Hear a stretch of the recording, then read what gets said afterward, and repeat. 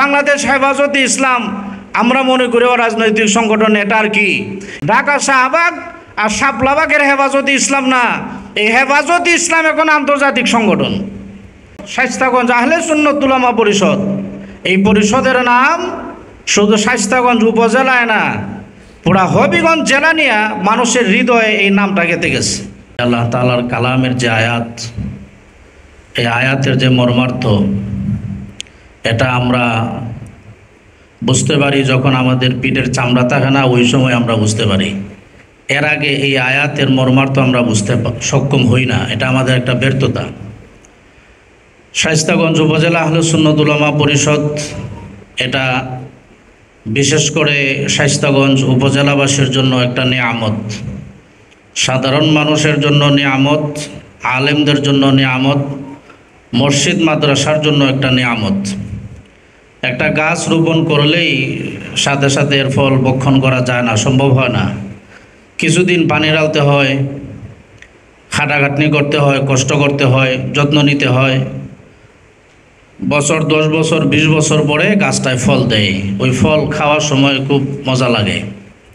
কিন্তু এর আগ পর্যন্ত একটা হতাশা, চিন্তা, এত কষ্ট পরিশ্রম, এই গাছ থাকবে কি থাকবে না, এর ফল খাইয়া মরতে পারবো কি পারবো না, বিভিন্ন ধরনের চিন্তা আমাদের থাকে।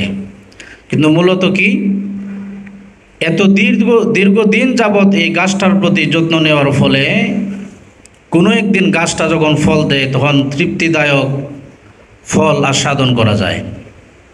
এই উলামায়ে কেরামের একটি সংগঠন উলামা পরিষদ গঠন করা হয়েছে। আমরা এখন এর ফলটা পাইতেছি না ভালো করে। কোনো একদিন ইনশাআল্লাহ এই সংগঠন, এই উলামা পরিষদ শায়েস্তাগঞ্জ উপজেলাবাসীর জন্য একটা বিরাট ঢাল এবং পাহাড় সম শক্তি নিয়ে মানুষের সামনে দাঁড়িয়ে যাবে ইনশাআল্লাহ। আমি এটা প্রত্যাশা রাখি। এখন বোঝা যাচ্ছে না সংগঠনের কদরটা কি, নিয়ামতটা আমরা বুঝতে পারতেছি না। আমি বলতেছি ছাত্র ভাইয়েরা যারা আছে, ছোটো ছোটো মানুষ যারা আসছে তাদেরকে বলতেছি, উলামায়ে কেরাম যারা আছেন তাদেরকে এই কথাগুলো শোনানো আমার চরম পর্যায়ের বেয়াদবি মনে করি। যেহেতু বাধ্য করা হয়েছে সেজন্য আমি বলতেছি, এই সংগঠন কোনো একদিন পুরা উপজেলাবাসীর জন্য একটা ঢাল হয়ে দাঁড়াবে, একটা পাহাড় সম শক্তি হয়ে দাঁড়াবে, দিন ইসলাম হেফাজতের জন্য, রক্ষা করার জন্য, ঠিক কিনা? কিন্তু আমরা যদি বিচ্ছিন্ন হয়ে যাই, আমাদের ছোটোখাটো বিষয়ে মনোমালিন্যতার কারণে আমরা যদি বিচ্ছিন্ন হয়ে যাই, এই ঢালও থাকবে না, পাহাড়ও থাকবে না। এক সময় বেদাতিরা, তারা তাদের ঐতিহ্য, তারা তাদের আকীদা, তারা তাদের মানহাজকে প্রতিষ্ঠিত করার জন্য তারা এক হয়ে যাবে। তখন আমরা ওই সময় যদি চিন্তা করি যে এটা থাকলো কি থাকলো না, আহা কত কষ্ট করে প্রতিষ্ঠিত করলাম, কিন্তু শেষ পর্যন্ত দেখা গেল যে এটা ঠিকলো না। যদি সংগঠনটা ঠিকই থাকতো তাহলে আজকে বেদাতিরা আমাদের উপর মাথাচাড়া দিয়ে উঠতো না। বিভিন্ন ধরনের ভ্রান্ত মতবাদ, বিভিন্ন ধরনের বাতিলরা সময়ে সময়ে মাথাচাড়া দিয়ে উঠে কেন? ওয়াতাসিমু বিহাবলিল্লাহি জামিআ ওয়ালা তাফাররাকু, এই আয়াতের প্রতি আমাদের আমল না থাকার কারণে। আল্লাহ রাব্বুল আলামিন তো এমনি আয়াত নাজিল করছেন না, জানেন যে আমরা ছোটোখাটো বিষয়ে বিচ্ছিন্ন হয়ে যাব। ছোটোখাটো বিষয়কে সামনে রেখে আমরা মনোমালিন্যতা যখন আমাদের অন্তরে আসবে, তখন আমরা বিচ্ছিন্ন হয়ে যাব। বাতিল শক্তিরা, সমস্ত শক্তি ঐক্যবদ্ধ হয়ে আমাদেরকে প্রতিরোধ করবে। আমাদের মানহাজ, মাসলাক, ঈমান, আকীদাকে তারা বিচ্ছিন্ন করে ধ্বংস করে দেওয়ার চেষ্টা তারা চালাবে। কিন্তু আমরা কখন এটা বুঝব? উলামায়ে কেরাম, আল্লামা নুরুল ইসলাম অলিপুরি হাফিজাহুল্লাহ, এই সংগঠন উনার হৃদয়ে গেঁথে গেছে। উলামা পরিষদ শায়েস্তাগঞ্জ আহলে সুন্নাত উলামা পরিষদ, এই পরিষদের নাম শুধু শায়েস্তাগঞ্জ উপজেলায় না, পুরা হবিগঞ্জ জেলা নিয়ে মানুষের হৃদয়ে এই নামটা গেঁথে গেছে। এখন আমাদের কথা, আমরা যদি এই সংগঠনটাকে ধরে রাখতে পারি, এখন আমরা কষ্ট করব মনোমালিন্যতাকে চাপা দিয়া, নিজের মনের কষ্টকে চাপা দিয়া, আমরা এই সংগঠনটাকে যদি আমরা এগিয়ে নিয়ে যেতে পারি, ইনশাআল্লাহ অদূর ভবিষ্যতে এই সংগঠন আমাদেরকে বড় একটা ফল দিবে, মিষ্টিদায়ক ফল দিবে। আপনারা জানেন দেশের পরিস্থিতি আমার চাইতে আপনারা অনেক গুণে ভালো জানেন। কোনোভাবেই দেশের পরিস্থিতি কোনো একটা বিষয়ে এটা স্থিরতা নাই। সুতরাং সামনে ভবিষ্যৎ আমাদের কী হবে এটা আল্লাহ ভালো জানেন। এমনও দিন আসতে পারে বাতিলরা, এখন আমরা মনে করতেছি যে আমরা শক্তিশালী, বাতিলরা আমাদের উপরে না, আমাদের সামনে এসে কথা বলতে পারে না। কিন্তু আমরা যদি আবার বিচ্ছিন্ন হয়ে যাই তাহলে বাতিলরা আবার এগিয়ে যাবে, তারা আবার আমাদের মাথার উপরে উঠবে।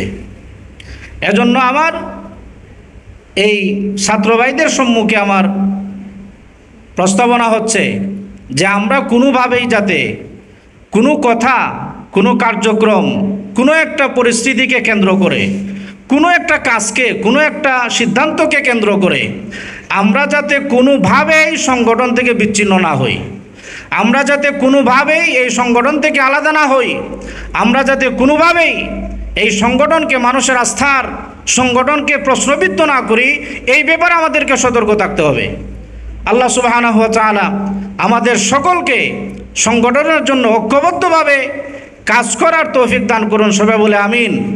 এবং সেই সময় পর্যন্ত আল্লাহ তাআলা আমাদেরকে হায়াত দারাজ করে দিন, যেদিন সংগঠনের এই ফল আমরা ভক্ষণ করব। সারা উপজেলাবাসী এই সংগঠনকে নিয়ে গৌরব করবে, সারা উপজেলাবাসী, সারা বাংলাদেশ, সারা পৃথিবী এই সংগঠনকে নিয়ে গৌরব করবে। এমন একটা দিন আমাদেরকে আল্লাহ দেখার তৌফিক দান করুন, সবাই বলে আমিন। বাংলাদেশ হেফাজতে ইসলাম আমরা মনে করি রাজনৈতিক সংগঠন, এটা আর কি, এটা শুধু হেফাজতে ইসলাম ঢাকা শাহবাগ আর শাপলাবাগের হেফাজতে ইসলাম না। এই হেফাজতে ইসলাম এখন আন্তর্জাতিক সংগঠন। এই হেফাজতে ইসলামকে ভারত ভয় পায়, এই হেফাজতে ইসলামকে আমেরিকা ভয় পায়। কেন? আমেরিকার মনের বাসনা পুরা হয় না হেফাজতে ইসলামের কারণে, ভারতের মনের বাসনা পুরা হয় না হেফাজতে ইসলামের কারণে। যখন ভারত, যখন আমেরিকা আমাদের তাহজিব তামাদ্দুন, আমাদের মাসলাক, আমাদের ইতিহাস ঐতিহ্য, আমাদের স্বাধীনতা, আমাদের যে লাজ লজ্জা আছে, এই সব কিছুকে বিসর্জন করে তারা তাদের আধিপত্য বিস্তার করতে চায়, তখন হেফাজতে ইসলামের নেতৃবৃন্দরা নিজের জীবন বাজি রেখে সারা বাংলাদেশ কেন সারা পৃথিবীর মুসলমান মানুষদেরকে তারা তাদের ইমানি চেতনায় তারা এটা জাগ্রত করে দেয় যে ভারতের এই মেসেজ, আমেরিকার এই মেসেজ আমাদের তাহজিব তামাদ্দুন, আমাদের স্বকীয়তা বিনষ্টের মূল কারণ।